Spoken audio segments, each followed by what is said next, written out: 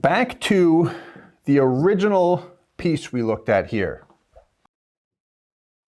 Level term, 1 year term. Which one do I go with if I'm having a hard time making a decision? Well, let's take a look here. This was a fun analysis, depending on your definition of fun. I can't help it sometimes. So what we've got here is on the left, a max funded policy with a 1 year term rider. And this is the exact same insurance company. This is a different company than the last spreadsheet you saw. We used a combination of a 1 year term rider and different PUA riders and such, which is why you see my net death benefit increase over here. But anyway, that's really not the point here, so I'm gonna get back on track. Here's what I'm interested in. Funding, 100K for 10 years on both examples. Cash value, OYT example, breaks even year 5. Level term, between 5 and 6. Same company, same product, same age, health rating, all that good stuff. We always want to keep things fair from a comparison standpoint. Both non-MECs. Look at your OYT. Gradually decreasing. After the funding period, we kept it on for a while. Has to do with the MEC treatment of a policy.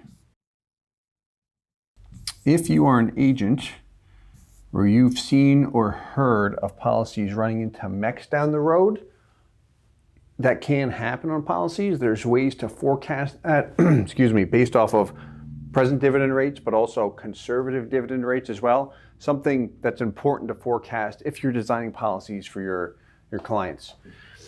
And again, our agent training program goes into that. But we kept the term rider on, which means we had to carry that cost for a longer period of time.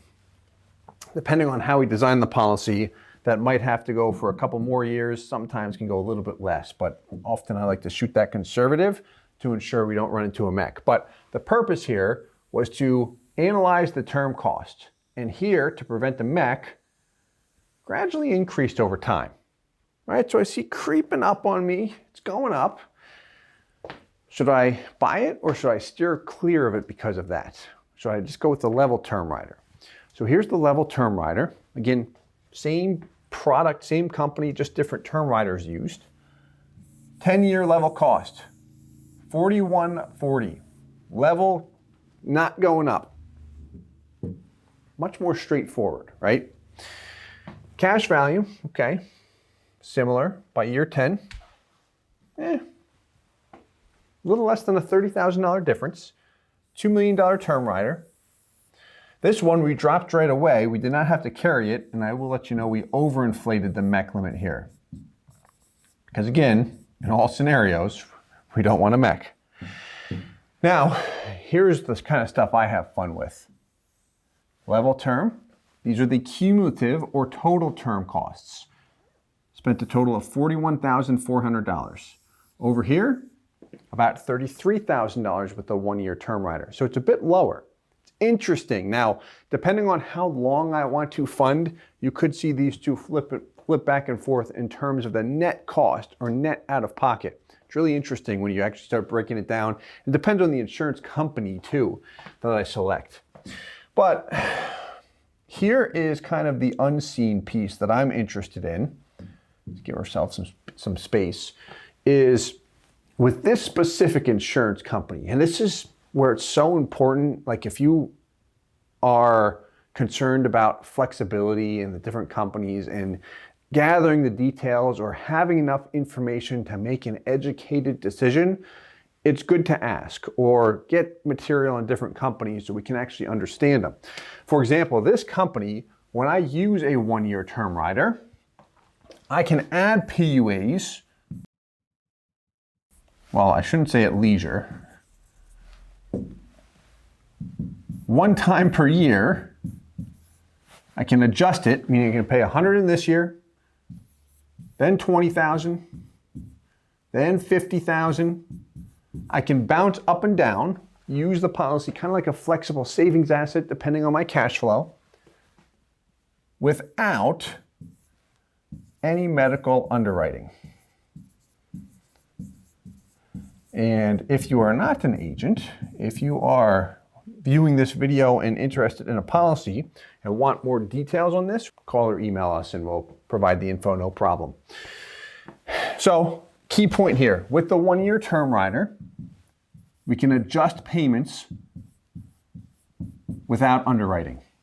With the level term rider, again with this specific insurance company, we lack flexibility to a great degree.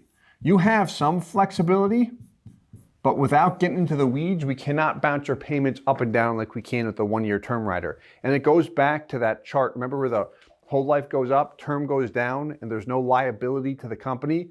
That's why. We've got a bunch of PUAs here, so it makes it fun to review.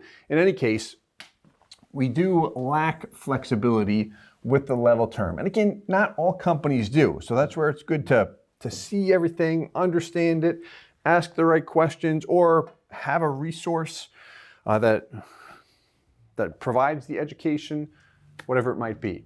In any event, I do hope that this video was helpful. I know that discussion around term riders can be a little bit complex, especially with the 1-year term. If you would like more details specifically on the 1-year term, we do have a video on that, OYT and blended PUAs, full transparency, where we focused on that. But in any event, again, I hope this was helpful. Reach out with any questions. We'll talk to you soon. Thank you. Hey guys, Steve Parisi here. If you enjoyed the content you just saw, please subscribe, like, and hit the notification bell for future videos. If you'd like more information or to see some custom policies for yourself, feel free to call or email our offices at the contact information below.